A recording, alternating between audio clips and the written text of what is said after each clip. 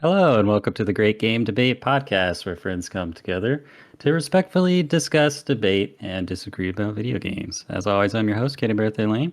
And real quick, we'd just like to give a quick shout out to our Patreon patrons. That's Dan Giesland, Pucho, Wes, Dakota Falk, and Mateo. Are you still a patron of your own podcast? I think I might be. Hell yeah. Really I appreciate might be, the for support sure. from you guys. And that money just goes straight back into our community doing giveaways. And we really, really appreciate it. And shout out to Wes as well. He's one of the hosts of our sister show, Great Game Debate Kaedhen, which should have by the time this comes up, probably within a week, a new episode. Yeah, it'll be the following week. Their episode will Nice. drop. And they're just more focused on like gaming news and fun community-based top 10s.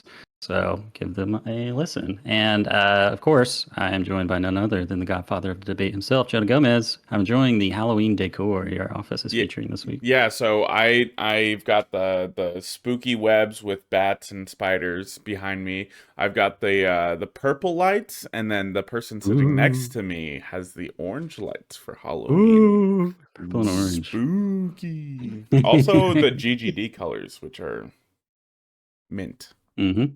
And of course, Mateo, it appears that a spooky red light is indicating that a red pyramid thing might come up the staircase back there and attack you any second. How are you doing this week? Am I gonna have to do that again? Last time we brought that up, I don't know if anybody noticed, but I edited in a little pyramid thing. Before? That is so funny. You really? Yeah. It was that must have been when I wasn't here. It was on our Isla episode. Oh, like, okay. No, there's a red pyramid thing. Yeah. That's hilarious. That's awesome. Little Easter eggs. Man, that red pyramid thing breaks my brain. Like that that does not know. feel like it should be the name for him. If that's like the official name. There it is. And Saucy Aussie, Steven, how you doing, buddy? Yeah, pretty good. I just celebrated a birthday recently, and congratulations, man. I'm most of the time a teetotaler, but someone left some American honey in my fridge. Yeah. So if I start to go beet red, you'll understand why. And our special guest this week is none other than Max Derrat of YouTube. How you doing, buddy? Whoop, whoop. I'm good, dude. What's happening? Awesome. Thanks so much for joining us this week. So I hope everybody got your standard issue Yorha Iron Will Greatsword, because it's time for the icebreaker. All right. So our icebreaker comes in this week from Discord community member Randall Reborn. Shout out, Randall. He's always coming in with the clutch podcast questions. The question this week is, can you name a game you do not finish your GOTY? As in, basically, are you allowed to call a game your game of the year if you haven't finished it yet? I think this is a very topical question this year in particular. I don't think I can remember another year in gaming that's had like more games that I want to play so incredibly badly that seem like game of the year material that I just haven't actually been able to make the time to play. Yeah, and so many games that would be considered are just big games, like Tears of the Kingdom, Baldur's Gate 3, Starfield. Like, it's just crazy. But I'll throw this one to you, Steven. What are your thoughts on this one? Yeah, I have multiple examples of this for sure. It is a difficult prospect, but think about a fighting game. If you're in the FGC, you don't have to beat the game. Story mode. 100% say, because you especially if you're in the, actually fighting and stuff like competitively, you choose your two characters and you go with it. You probably try out a few new ones and stuff to see if you click with any of the new characters, but usually it's like, oh yeah, I'm a, freaking Ryu fan or whatever, and you just stick with that and you go through. But yeah, so definitely in that case, 100%. Not that I would have considered it my go-to. I can't remember what year it came out, but Smash Bros. Ultimate is a fantastic game. You could easily call that your go-to without. That game has a long story campaign, and it has. Yeah, that's it. I played half of it, and I was like, "Oh my god, that was long." And then it's like, now there's the other side, the harder parts. I'm like, that's crazy. But yeah, that's for a really me, good point. Yeah, especially for fighting games. Yeah, GTA San Andreas. First of all, I don't know many people that could beat that without cheats when it first came out, without knowing all oh, if you hide around this corner and you duck behind this couch, then freaking Big Smoke can't shoot you or whatever. Like, just getting through some of the levels was just insane. Spoilers, jeez. What I was just about to say. Sorry, How is that whoever whoever the bad guy is from GTA San Andreas. Just spoiler it. It's not Vars in Far Cry 3. There you go. It's such a disappointment. It's so disappointing. But yeah, and same with Skyrim. Like, you know, you can still give it the 2011 goatee easily, but it came out right at the end of 2011. So it's like, you know, it's that Oscar, it's that friggin', Game Awards thing, but it's also like, thinking about the Game Awards, if it was back then, it wouldn't have been valid, and then wouldn't have gotten the 2012 one because games get cut off. Because they just wouldn't have, been able to. It wouldn't have lasted in the zeitgeist long enough for them to give it the 2012. Award, see, that is an interesting take though, because I think Skyrim was still big all the way up to like 2015. I think Arkham City came out 2012, maybe. So I reckon that would have that would have pipped it. I mean, oh man, that's a tough one. That is a tough one though. I think Skyrim was consistently in the zeitgeist until at least it's still in the zeitgeist. It never left. I know. There's I could probably give you a handful of people that'd be like, oh yeah, Skyrim's still my game of the year because that's all I played this year. Well, no, Skyrim's a great one to bring up because, I would almost even argue that the main quest at the ending of that game are like some of the weakest material in it. Like 100%. Fighting dragons, like kind of sucks. And like, I don't know how many times I replayed Skyrim role-playing as different characters, doing different things and not actually finish the main quest on those characters, but still put like 40, 60, 80 hours into those files. But Mateo, do you have anything to add to the discussion? I was stuck in Skyrim mode. I was just thinking about how every time I try to roll a new character and I end up just playing as a sneaky person with a bow. Every single damn time. Dude, me too. I'm the exact same. Yeah. I'm like, I'm going to be a battle wizard this time. Nah, I'm a sneaky person with a bow by like hour 5. I'm a sneaky battle wizard with a bow. That build is funny because I think it allows you to overstep your reach. Like the first time I watched my wife play Skyrim, she did the sneaky person with a bow build because I think it fit her because she's kind of intimidated by in-your-face combat, which I think she finally shook that off after beating Elden Ring. But I was gonna say, I remember her spending like an hour fighting Hagraven or Hargraven or whatever they're called in Skyrim, like on top of like a mountain, just like shooting it with a bow and like hiding, shooting it, and like for an hour. Just cheesing the whole boss. Yeah. Well, Max, what do you think about this question? Do you have any input? I would say it depends on the criteria. So if you're like a voting member of, or not the criteria, but the context. If you're a voting member of, say, the Game Awards voting committee, I would suggest that, you absolutely should try and complete the entire game before trying to nominate a particular game for Game of the Year. But if it's an interpersonal thing, then the criteria can change however much you want. Between those two things, I would say, though, maybe... Well, when it comes to like interpersonal like debates about what is the game of the year, I suppose if it is like if you do want to try and finish the game, I suppose the rules can be bent depending on the type of game that you're playing. So, for example, you brought up Skyrim, which is a great case study. I think you can get a great sense of how good the game is by not completing 200 hours, but maybe 70 to 100 hours, because you'll have played enough of the side quests, you'll have played enough of the main quest, you'll have done enough grinding and stuff like that to get what the game is about, and then be able to determine whether or not it's your game of the year. But if it's more of like a story-based game and the quality of the story, the quality of the game really revolves around the strength of the narrative, well, I would recommend maybe playing the game all the way to the end, because who knows, maybe the ending might be so bad that it ruins your entire experience, a la Mass Effect 3. But you know what I mean. Right? But it was a great game up until then. Right? Exactly. Yeah, man. When like a whole like solar system genocide was going on, and I'm just like dancing at the club. Yeah, that was storytelling right there. Right. So yeah, unless you're in a serious position, I like Game Awards voting member. I could say, choose whatever rules you want, and that should be one of them. Like what type of game you're playing should be taken into consideration. And Yeah. if you're worried about anyone giving you flack because your game of the year is Zelda and you didn't beat it, come over to the Great Game Debate Discord. No one will judge you for it. But that's the thing, like, even I know you prefaced about the Game Awards being, you should beat the game.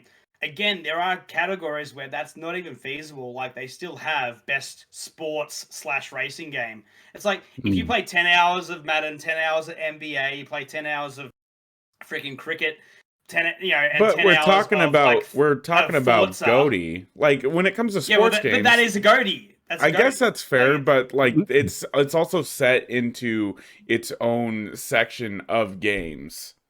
But I think it's fair that if someone recognized that Forza or Gran Turismo had the greatest physics, the greatest weather effects, the greatest feel They just of didn't any finish, racing game campaign. ever, they could easily say that's GOTY.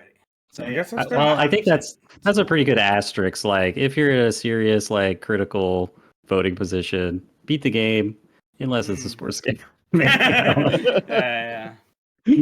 All right, cool. Well, thanks so much, Randall, again, for writing of that question. And we'll move things over to the interview with our guest this week. So, for those that don't know you, Max, your YouTube channel is Max Derrat. And I guess the way I'd describe your channel, you can tell me how accurate this is kind of like video essays that focus on like philosophy, religion, and alchemy a lot. On video games in particular, though, you have done a few movies. But yeah, if you want to clarify that or add anything to it, please do. Yeah, that's a significant part of it. I suppose to give a more broad observation, I try to look at popular media and try to elevate it to more of an academic level. That's why I focus on video games so much, is because I believe that video games are capable of distributing a great deal of academic knowledge in the realms of, as you said, philosophy, religion, mythology, psychology, and just being able to understand what makes a great story. I try to tackle all those different things in regards to video games, although from time to time, if I encounter something that I perceived to be quite profound in other forms of media, particularly anime. People really tend to enjoy it when I do that sort of stuff. And then from time to time, I'll dabble in movies and music. And yeah, people seem to enjoy it. So Interesting. That's Definitely. awesome. I just want such a lofty goal. I love that.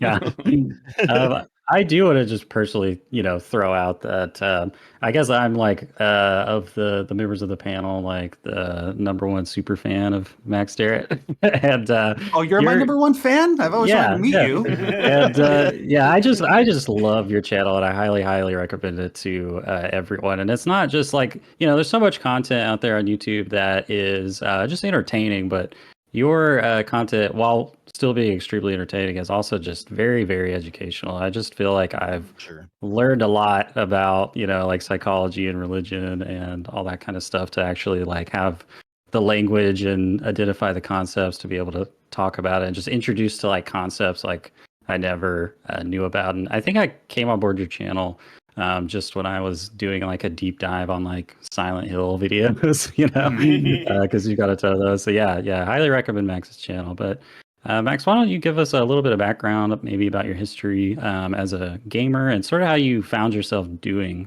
what you do now on your YouTube channel? Sure. So whenever people ask that, I usually tell them what my earliest childhood memory was watching my father play Metal Gear Solid 1 on the PlayStation 1 at the time. And I didn't understand a single thing about what I was watching. All I knew was that it was cool. And ever since then, I got hooked on video games just to see if I could get anything, remotely close to giving me the experience that Metal Gear Solid did, and thankfully I did, and been pursuing those types of experiences for much of my life. And then around 2019, 2020, after doing videos on those types of games for a couple of years, I realized, maybe I can actually start to make some money off of this, and then was able to do that for a couple of years, and then working hard at that for those 2 years, I finally realized, hey, I can leave my other job and start to do this full time. And I've been Congrats. doing it for almost 3 Yeah. years. Yeah, thank you. Yeah, that's awesome, Amazing. dude. Yeah.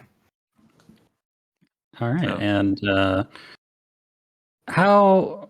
I guess how is it that you became so concerned with like these lofty topics like religion and psychology and philosophy and alchemy, and how did that kind of cross over into gaming for you, Um, or that's did it start in gaming? Maybe.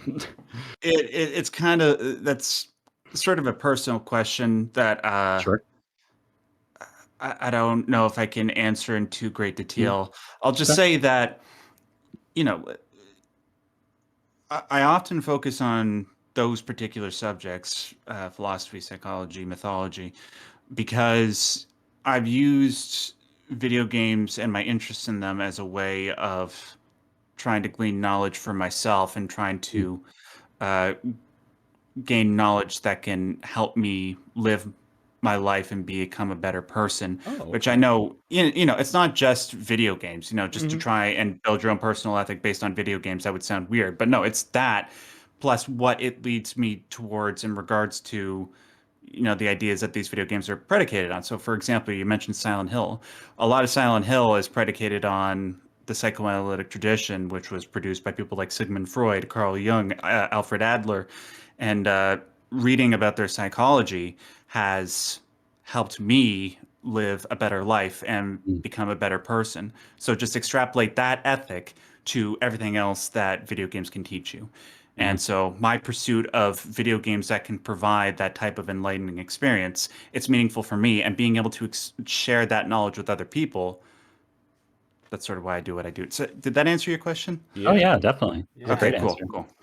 And yeah, I just would like to say that as stupid as it is that we're still having to deal with this of the question to like the general public if video games are art or not, which is so dumb because obviously they are. But I just appreciate there's people like you who are Yeah. out there just really outlining for people how video games can be used as an educational tool to kind of introduce these very interesting topics to people. So yeah, No, that's keep up the awesome. good work. I intend to. So yeah, let me throw it to you, Jonah. I believe you have a question for Max. Yeah, just because not all games kind of fit the mold. Like I can easily kind of see like you tailoring your content towards more specific types of games like Nier and Silent Hill and stuff like that. Are there other games that are less serious that you've wanted to take That's a like great question. a dive into and for your Yeah. like your video formats and stuff?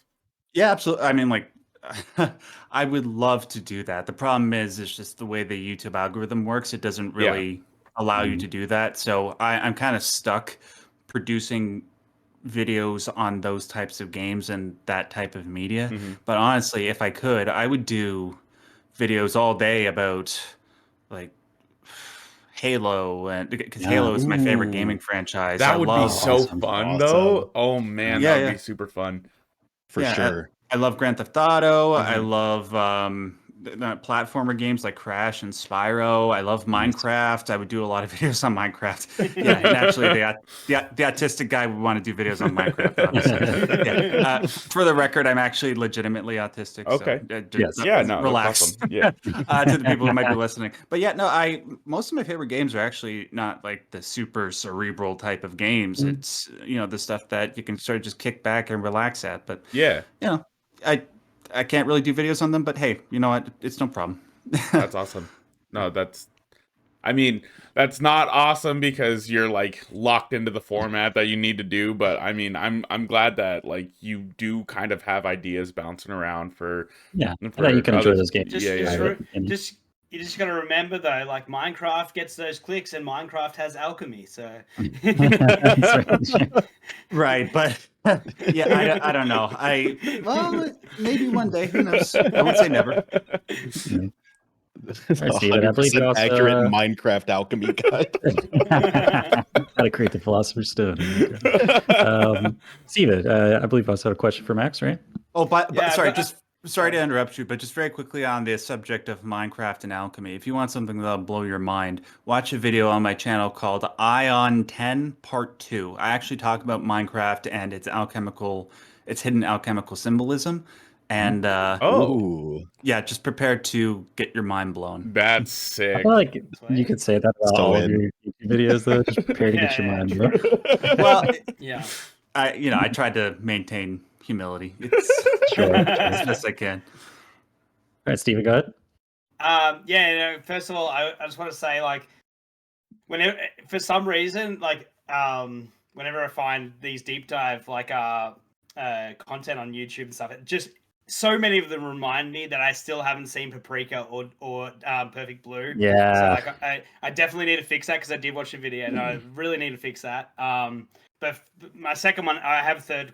My second part is, I just want to know, just based on your appearance, have you gone to the doctor and talked about jaundice at all? Like, I just want to know that you're okay, like, in your health. Let's explain that one for the audio listeners. Oh, sorry, Max Derrat has yellow skin. If no one knew, You got a so problem just, with my skin tone, bro? No, I just want to know that, like, you're okay. I am okay. What's your problem? Good. Just checking. I'm just concerned. My kid had jaundice when they were, like, really young and stuff, so it's just it's a concern of mine. So yeah. Yeah, sure. No, I'm just joking. We're joking, guys. But I'm a Simpsons character. Yeah. No, one of the things, and oh no, don't tell me my brain's gone. Derailed yourself. It was the Oh my God, accusations I of did derail racism that myself. threw him Yes, off. again, just a fun one to throw out there, because we brought up the alchemy and stuff like that. I did want to know, like, who is your favorite Full Metal Alchemist character? Ooh, that's a good That's a good question. one. Who's the little girl with the dog? Oh, Yeah, oh she's my cool. God, May. no. May. Yeah, why is Big it me? brother Edward. Oh God, it's horrible. I don't know. Can you give me like a minute just to think about Yeah, that? Sure. yeah. While you're thinking about that, Mateo, did anything spark a point of inquiry for you in the discussion? The only thing that sparked is we're talking about like learning things from games, and like I have always known that you can learn things from games, because back when I was growing up, I played a game called Midnight Rescue, and that game was so rad. It taught you like math and like reading and things like that. Shout out to those '90s edutainment games, dude. Oh yeah, oh yeah. That's the one with like the little, was it like a little backpack guy? And I think that's the one. I think that's Midnight Dora, Rescue. That's Dora the Explorer. Carmen Come San on. Diego. We had Gizmos and Gadgets, Math Blaster, definitely. Oh, Math dude. Blaster's good. Freddy Fish was my jam as a kid. Fish, I do not know. But yeah, Entertainment I gotta games, bring it back. just jumping in. I gotta say, like, I can't go past Roy Mustang, but also Maze Hughes as well. Best dad in freaking media. Mhm. Okay. All right. I have it narrowed down to two. I either like Izumi, just because she's so knowledgeable, and whenever she shows up, she's usually doing something badass, or Yeah, Armstrong. That's Oh, the teacher. Armstrong, Is yes. it Izumi the teacher? Yeah, the teacher. Yeah. Yeah. But Armstrong's very good sister as choices. well. My God, Mhm. I mean, like Armstrong's Jessel so cool. Armstrong or Yeah. whatever. Mhm. Yeah. All right. Well, thanks Hell so yeah. much for allowing us to subject you to prodding, Max. Hey, And it's I'll okay. turn things over to Jonah here for the debate.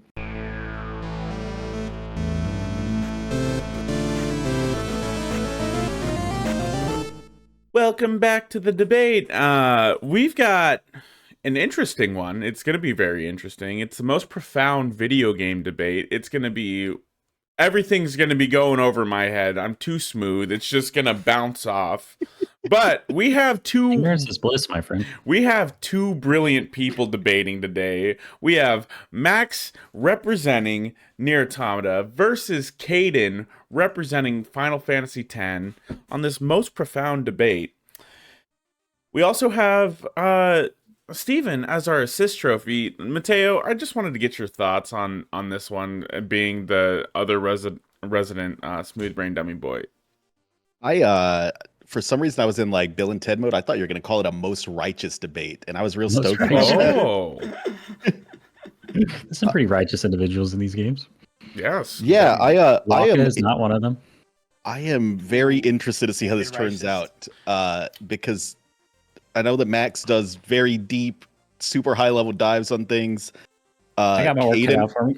Kaedhen also has the ability to do that when he's not doing just a goof round debates. Yeah. It should be a good matchup. Yeah. All right. Well, Max, as our guest, would you like to start or close the debate today? I would like to close. Or close. Go second or whatever. Second, yeah. Okay. All right. Going second. Kaedhen, you have 2 minutes on the clock. Are you ready? Yes, sir. What? What? What are you losing your shit about? Mateo. Okay. Okay. Audio listeners, they won't know what's happening. Kaedhen, you got 2 minutes on the clock for this righteous debate. 3, 2, 1, debate. Okay. I don't know how easy it will be to argue that Final Fantasy X is the most profound game of all time, but I'm coming at it from the angle of I think it's the game that had the most profound effect on me as a child. Because I had the experience of this game where I stumbled upon it as a bright-eyed, bushy-tailed, innocent 10-year-old in a video game rental store. Remember those? And it was one of those things where it's like we'd get to Seymour, he'd kick our ass, and we send it back to the store. 2 weeks later, we rent it again, start a new file, get to Seymour, can't beat him, kicks our ass until eventually my parents were like, maybe we should just buy this game for you guys because we just kept renting it every week. But what I think this game does is, though perhaps some of the topics that it introduces to the player as an adult, maybe you think it's a little bit ham-fisted or obvious. I think that this game works as a way to introduce important topics to maybe like a child. Things like having a complicated negative relationship with your father, the dark side of unconditional motherly love, how things like religion can be used as a bad thing to control other people. And I think as a child, maybe these are the kinds of topics that you might be shielded from by your parents. And 30 seconds. It works as an introduction to these more adult, complicated, gray topics. But I'll give you my little teaser in my opening statement, and I'll see the rest of my time. All right, leaving 15 seconds on the table. Good opener, man. That was Damn, nice. yeah, I feel best like here. really I'm bad the best because I'm here. just gonna like upend this. Oh yeah, before we go on, I want to give you all the opportunity to mock Titus. So I'm gonna count down 3, 2, 1, and then I want you all to go ha ha ha ha ha. Oh, So let's God, do it. it's 3, gonna be awful. 2, 1.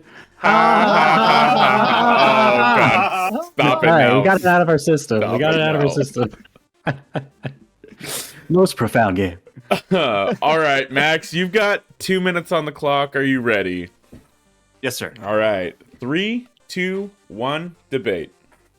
All right, so there are a lot of different games that you can point to that introduce a lot of deep, meaningful concepts and themes. In my career on YouTube, basically my entire goal as a content creator is to compare and contrast a variety of these types of games.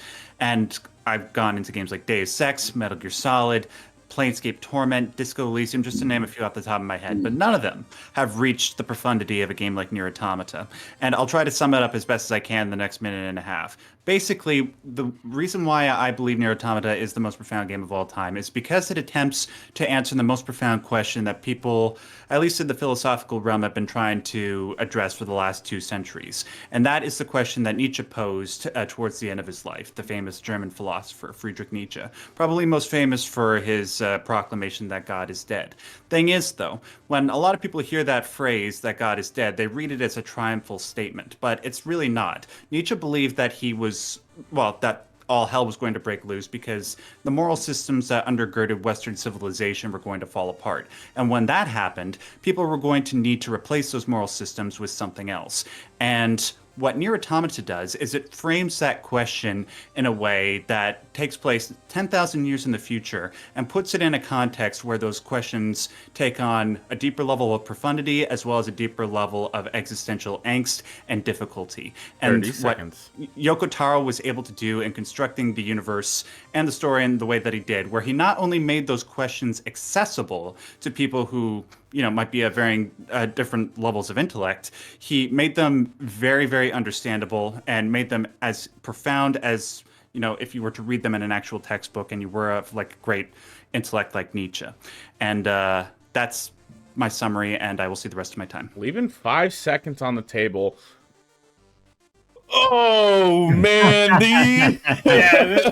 this is awesome. I I love this. I got absolutely walked in the last debate, but I feel so sorry for Kaedhen. Oh man, that was fantastic. That was just a teaser of the kind of content you may oh find my on goodness! Yeah, I was like, 100%. I need to put my headphones in. I need to just like curl up and listen for a little bit. That was fantastic. Thank you, sir. All right, we'll go into round 2, our rebuttal phase. Kaedhen, you've got 2 minutes on the clock. There it is. Well, actually, 3. I was waiting for it. You were actuallying me? Oh, or is that you're actuallying Max? Okay. 3, 2, 1, debate. all right. There's no way I can possibly rival such an eloquent opening statement on even footing. So I'm going to debase myself to debauchery, and I'm just going to grasp at the low-hanging fruit here. I think the lasting debate of the lasting impact on Nier Automata, I think, is unfortunately lost on most people, and all that's left all these years later is just 2B's ass. There's a hidden input in the game that just like explodes off 2B's skirt so that you can just look at her juicy ass in a thong the rest of the game. I think there's like lore that the Yorha robots have like they have like a sexual pleasure response to killing to make them like perfect soldiers. I think that the creator of the game like solicited fans on like social media for like pornographic fan content of 2B. She's anytime there's a game that's able to be modded on PC, one of the first mods is like nude 2B mod with jiggle physics. Like sure you can get her in Resident Evil and Elden Ring right now. I'm sure she's come to Starfield any time now. But yeah, I think I'll see the rest of my time. Unfortunately, 2B is just her sexiness has overridden any lasting, profound impact of the game. All right, leaving 25 seconds on the table. Wow, that was I was expecting the 2B thing to come out. I wasn't expecting it to go as deep. Feels bad. Feels bad.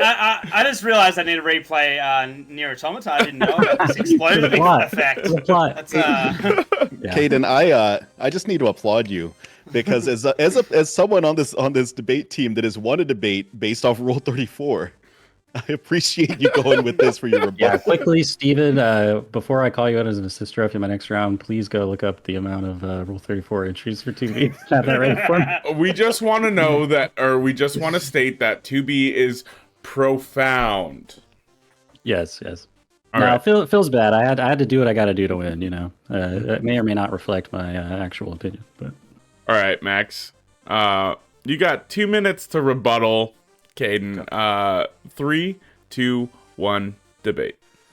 Okay, so just because a woman is sexualized in a piece of fiction, that doesn't negate the other elements of a particular game. And even though that game is remembered particularly for the sexualization of its characters, I would argue that you can appreciate that alongside all the other deep themes that the game tends to offer. And anybody that I've ever spoken to about that, particularly a male, is able to appreciate both at the same time. But let's move back to Final Fantasy for a second.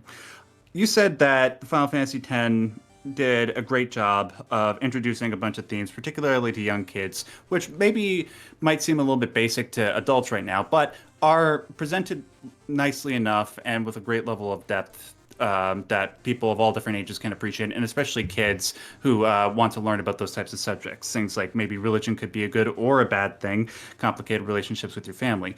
Thing is, when it comes to themes like that, as well as common themes between that game and all the other Final Fantasy games, themes like fate versus free will, themes like existentialism, I would argue that games outside of Final Fantasy X, which is a fantastic game, don't get me wrong, but there was a Final Fantasy game outside of Final Fantasy X in each of those respects that did those things better. So as far as existentialism goes and fate versus free will, Final Fantasy IX kicks Final Fantasy X's ass. I'm sorry.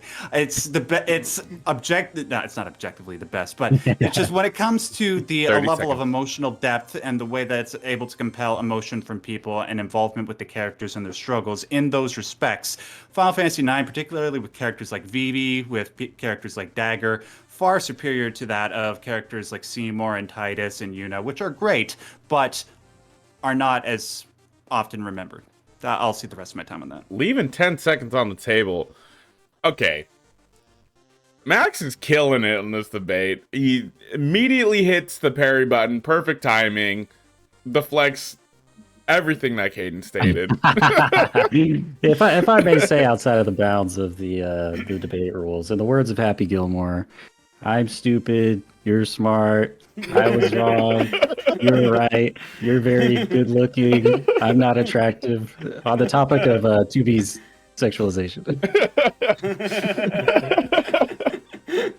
All right, we're going into our third and final round. Kaedhen, I'll preload my assist trophy there for you, Jenna. Starting out with an additional 30 seconds on the clock. Kaedhen will roll straight into your closing thoughts after Steven. Steven, you've got 30 seconds on the clock. 3, 2, 1, debate. Oxford Languages defines profound as in the adjective form of a state, quality, or emotion, and that's what we're going to lean into here, very great or intense. And I know that Kaedhen, as a sit-Hess white boy, that Lulu had a profound effect on him when he was 10 years old. And you cannot deny that. And I already stated to him, that if you like leather and Lulu, then probably you're into BDSM to this day. Okay, so yes, it's true. Final Fantasy X is a source of sexual awakening for many children. I guess the same could probably be said for Nier Automata, though. And but that Kamara, that Waka, that Titus, I don't know if you have those attractive males in Nier Automata. But anyway, I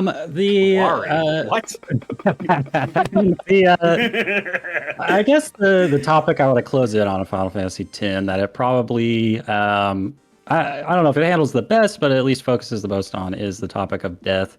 The land in Final Fantasy X Spira is trapped in this cycle of death where, they're under the thumb of this oppressive religion that is telling them that this, giant invincible kaiju that just kills everything in its path wandering the land is a manifestation of their sins. And they just have to live by the tenets of the religion to atone for their sins. And eventually the creature will disappear, while at the same time, the creature is actually essentially like a biological super weapon that's created by an ancient civilization. It would be the equivalent if we were living in a post-apocalyptic society today and everybody forgot about advanced technology like satellites, and every 10 years some orbital satellite just like dropped a nuke at a random place on the earth, and we were just left like, what does this mean? What is this?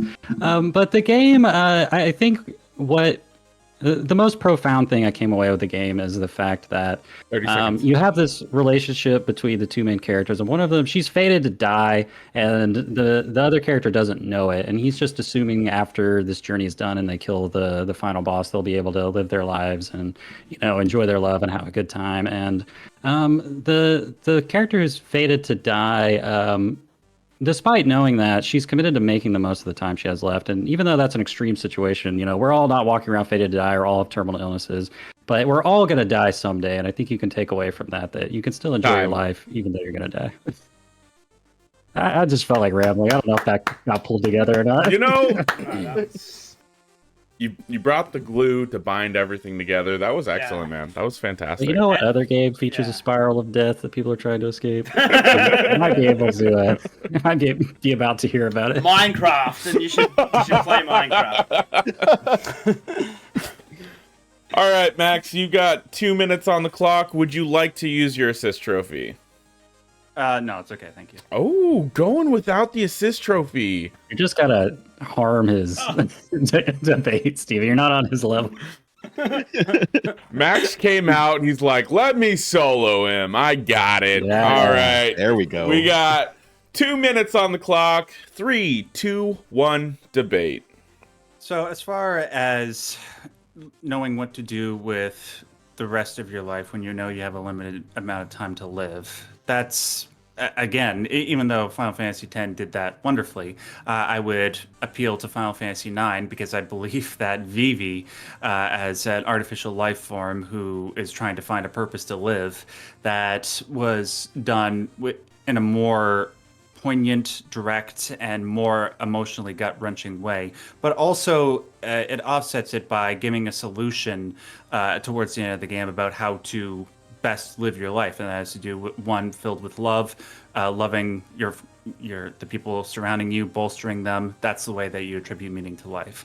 And while Final Fantasy X did that wonderfully, I would say that 9, and to a degree, a game like 6, which came out 7 years before Final Fantasy X and 6 years before Final Fantasy IX, also did that better.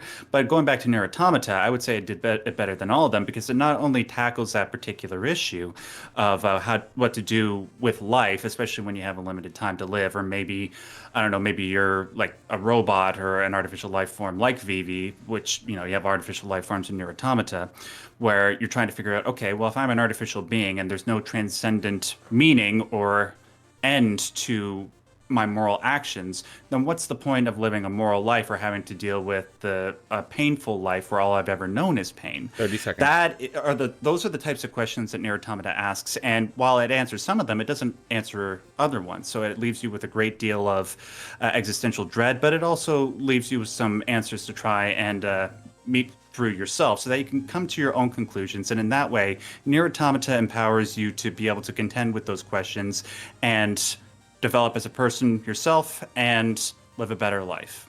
In that way, it teaches you. That's it. Wow. I think, Steven, the comparison to Let Me Solo Her was very apt for Max because he's just parrying the shit out of me right now. Oh, man. What a debate. What a debate. My one hope here was that, given the 6-minute total time limit debate, Max would just simply not be able to condense the amount of information in his videos into 6 minutes, but he did it. He just did it. Yeah. The entire time I will have been thinking about like Pascal's wager, ending E, shit like that, and it's just like it is intensely emotionally binding. Like it really doesn't matter what your philosophical view is. I feel like Nier Automata has something for you, no matter what you believe, which is just something so crazy. But I must say, like, all of the philosophical stuff of Final Fantasy X is pretty freaking amazing too. Like religious indoctrination and racism and stuff like that, like, does have an effect, and that's it. Like 100%, like that idea of pretty much being like that idea of I can't even remember her name, but like the main character, not Tina's, the Yuna, being like a terminally ill person, and wanting to push forward and make something of their life, it is very impactful. So they're both very valid games. But yeah, man, I can't, like, to the people that haven't played the credits of freaking Nier Automata, it's just so. I mean, that statement of itself, played the credits, not watched the credits. Just played the credits. Like, the greatest credits ever made is just such a wild thing to say, but it is. Like, oh. All right, Steven, since you're going on, you want to give us your vote? Yeah, and I had it unfortunately has to go to Nier. I'm sorry, Kaedhen. I believe there are some amazingly impactful things from Final Fantasy X. If I had played that at a younger age, like, because I only played it recently, I think it would have been pretty impactful for my life going forward, and my worldview, because definitely I already had a similar worldview in Nier Automata to when I played it, so it was super impactful to be like, I understand what's going on here. But I did deep dives and listen to other people explain it because I'm not that smart. But I knew that there was something going on when I'm freaking crying watching credits, you know? Why am I crying? There's something going on here. Somebody explain it to me, please. Exactly. So yeah, Nier gets it. All right, we got 1 point for Nier. Mateo, how are you thinking? How are you feeling on this one? I'm realizing that I need to go and actually give Nier Automata like a better try than I have previously, for sure. Not only is it like this crazy profound game, like we've listened to this debate, but like, I mean, it's got some solid gameplay too. Oh yeah, and the music. Oh, it's platinum, man. Yeah. And music is, oh my god. I'm gonna have to go give it another try. And Final Fantasy X, same thing. Didn't they just really? Isn't there a remaster of that one too that kind of speeds up some of the more like? Can increase the gameplay. There's like a tweaked level up system that's just like condensed and more straightforward. But that's awesome. Looks like I'm going to be spending some money after this recording. I mean, it's Max. Like, it's obviously Max, right? I do want to shout out Steven for finally someone tossing into one of our debates, according to the Oxford English Dictionary. But yeah, it's Max, dude. The Nier Automata, like you said, he parried every single point that you had as a dig on that game. And in answer to Kaedhen's question, 22,960 Nier Automata. Holy crap! 22,000. That's a lot. That's overwhelming. Okay. All right. And I think you guys have heard my statements throughout the debate. My point's obviously going to Max. Kaedhen, it's been an honor. I will say you did a stellar job on this debate. I just feel like the scales were weighted like way too heavy on this one. Did I say that correctly? I don't know. I don't care. There's a reason why I'm not the one debating. And with that, we'll go on to last week's debate, which was Eli Farmer representing Digimon versus Steven representing Pokemon. That is such a hard left turn from like Most Profound Game. Digimon versus Pokemon. Taking it away by with a surprise, leading by 2 points, was Digimon. Congratulations, Eli. Whoa. Wow. Okay.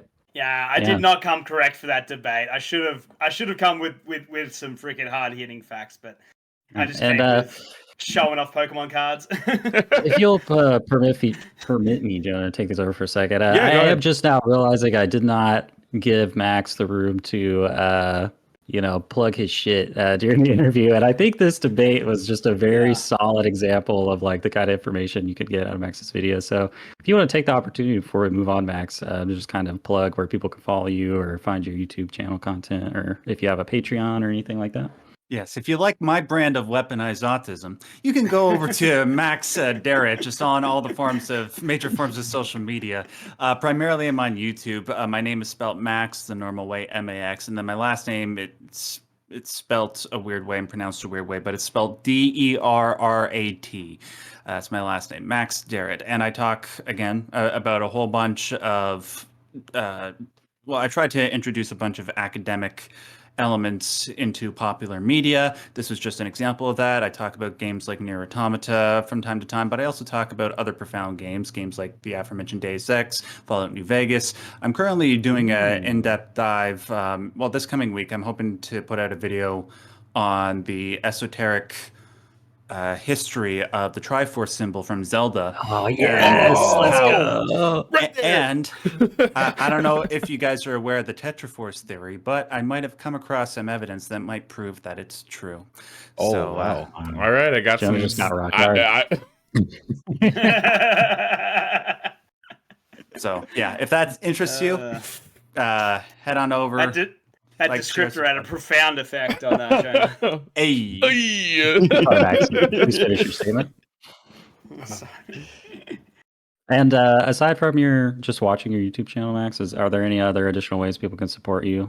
Tipping through YouTube or a Patreon or anything like that? Yeah, I have a Patreon. I have a YouTube member section. I have Subscribestar, PayPal, whatever you guys feel. You know, any amount that you donate, it actually helps me out a great deal. It just enables me to continue to put these videos out at a regular pace.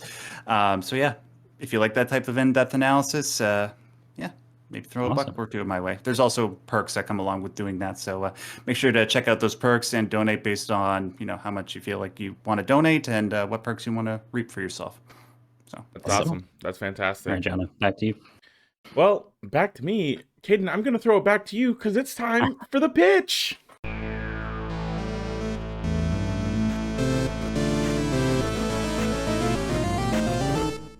All right, welcome back, everybody. It's time for the game, and it's another round of Where in the World Is? The video game geography quiz. So I'm going to shout out a name of a creature, a name of a video game, and you're going to tell me where in the world it's set, or where in the fictional world it's set. Just real quick, I know I said in the last segment that we're moving on to the pitch. Max is short on time, so we're skipping a segment of the podcast.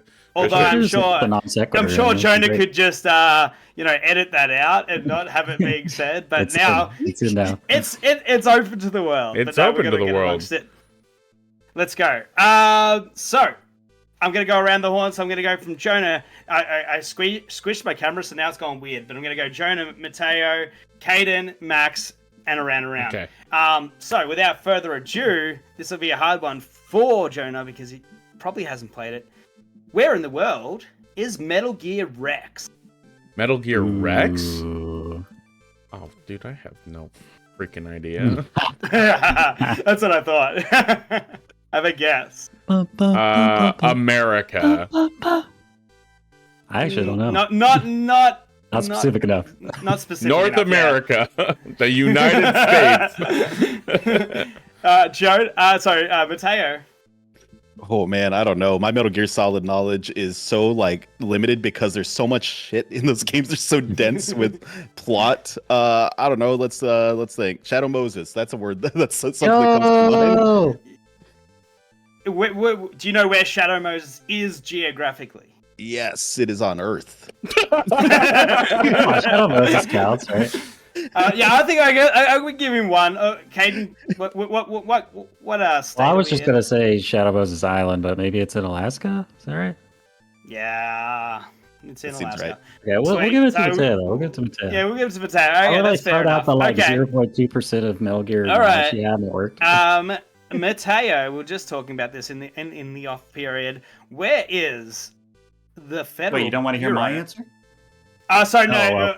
He got it right, so we'll keep moving on. And then, so I moved to Mateo, then I'll get down to you. Gotcha. We'll get there. Just so it's, sorry, it's hard on the internet. Mateo, where is the Federal Bureau of Control? Oh, man. Ooh, New York? Yep. Bang, sorry. Damn. Dang, man. Too easy. With 2 games that I've actually played. Woo! Damn. All right.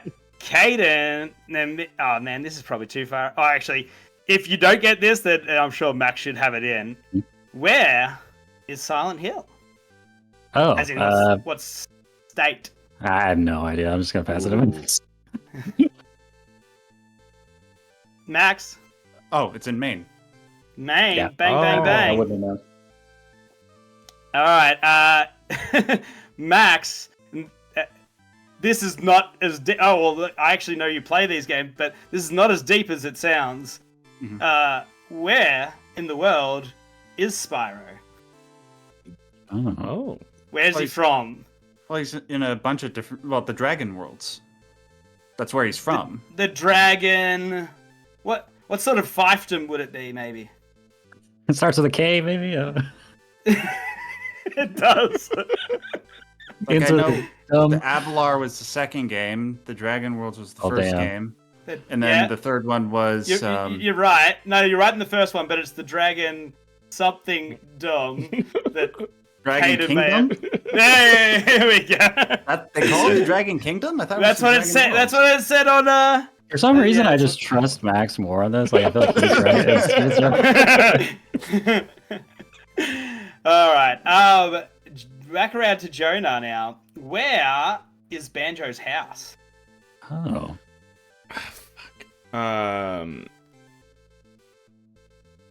Banjo The Land. Banjo Kingdom. I had the same idea. Mateo. I have no idea, but it makes me think of Banjo, that pet that Space Ghost had from Space Ghost Coast to Coast. You remember that show? We'll say Space Ghost's base. Man, no one was watching Space Ghost. We were all waiting for freaking Robot Chicken to come on. Kaedhen. Yeah, I don't know. I'll pass it a bit. Ooh, Max, do you know this one?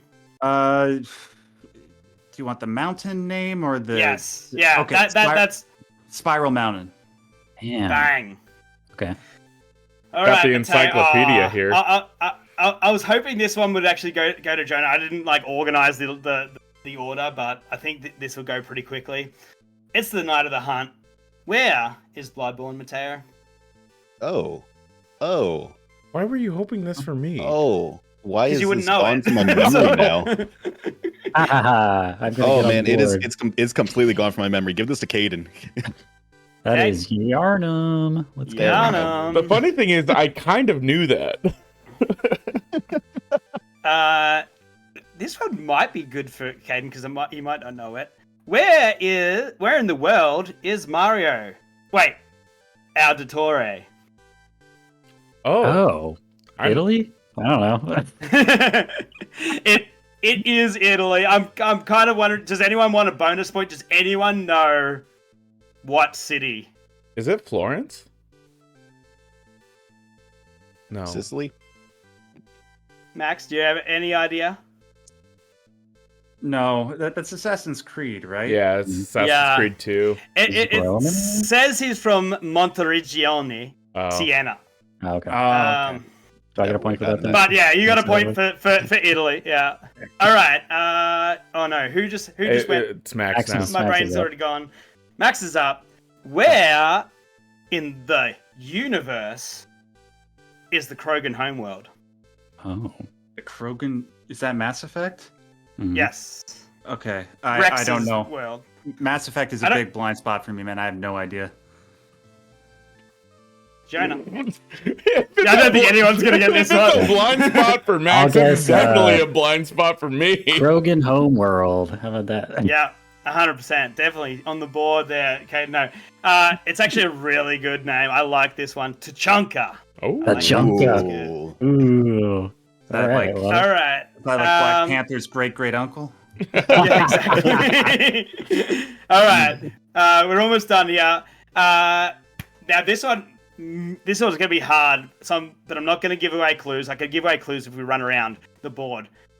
Where in the world is, for Jonah, Gaibon and Slogra? Or Slogra?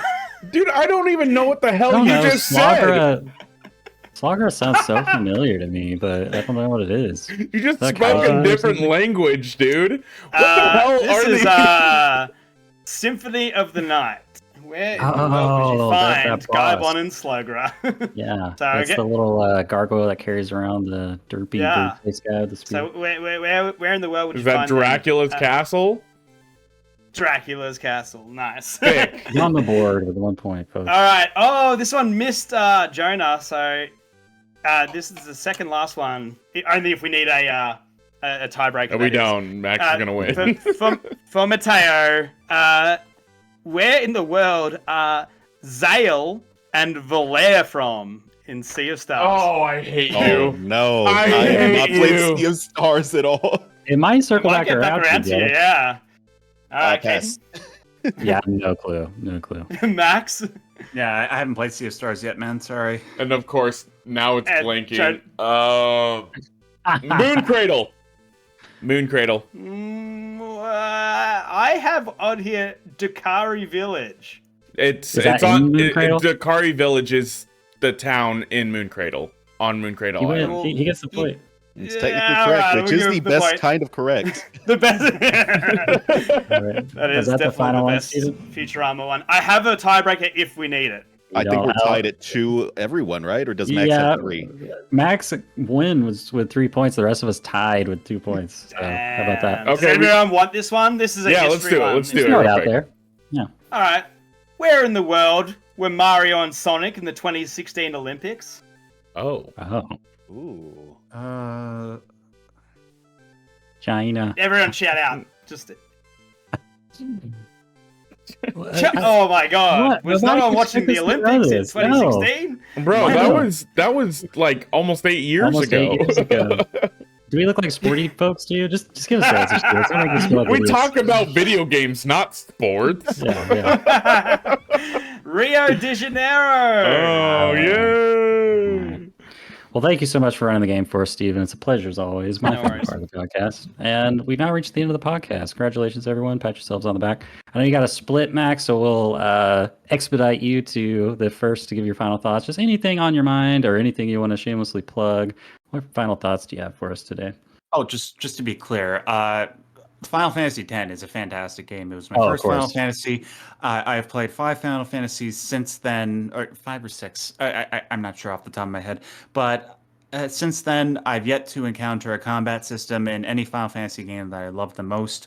And, even though I think that in a lot of other respects, the game has been surpassed by games that came before and after its release, it is still a fantastic game. I think it's sort of the end of that golden age of Final Fantasy, and it's something that people should definitely check out. But it's still not as profound as Nier. yeah.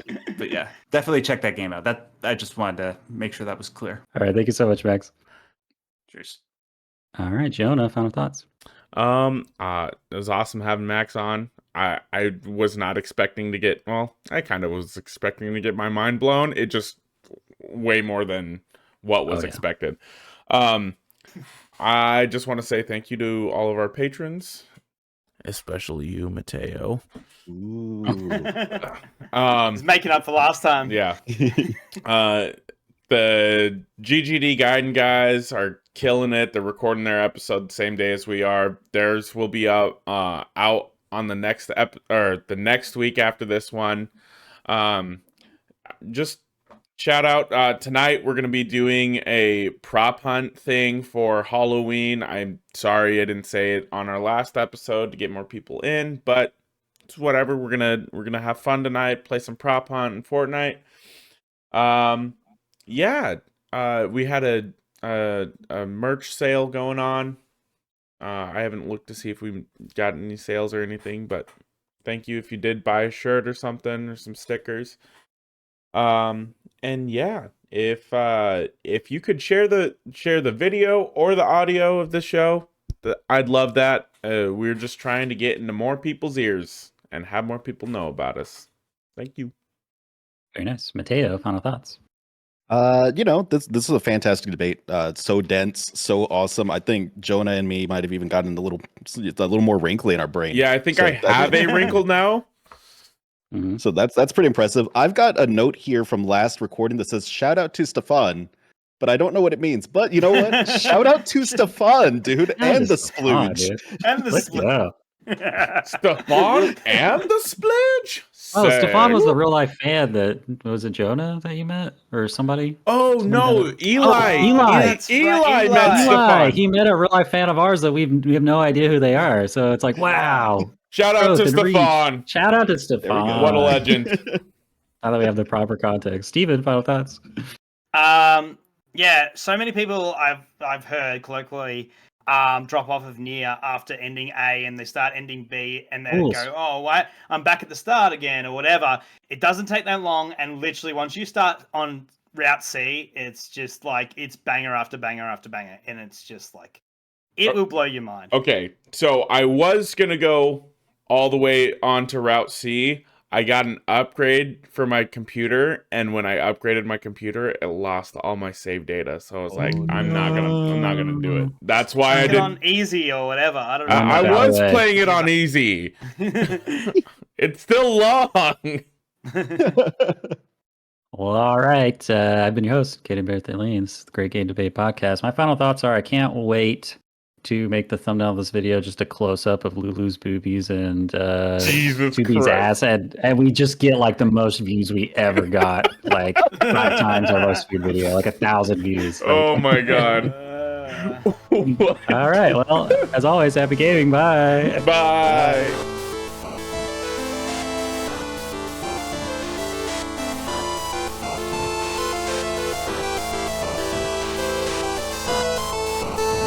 As always, a big thank you to our friend Misdriven for the music in our podcast.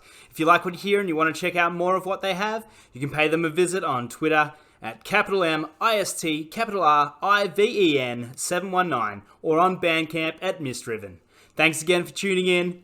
Till next time. So, I've been playing Tears of the Kingdom again, and it imports all your old horses and stuff to the stables and whatnot. Nope. My daughter's been practicing her reading while reading like just text and Oh Zelda and no, stuff. I know where this is Nice. going. And I forgot that I had some less than appropriate names for some horses. And so What? I'm scrolling down and I was like, oh, she can't read some of these. And so I'm scrolling down to the horse that I need. But the horse that I need, we named shit. And so, Nice. Classic. and so I just hear on the couch sitting next to me, shit. Take out shit. Finally happened. Dad, what's Cat's out of the what bag. does donkey punch mean? What's a drill dozer? What's a dildozer?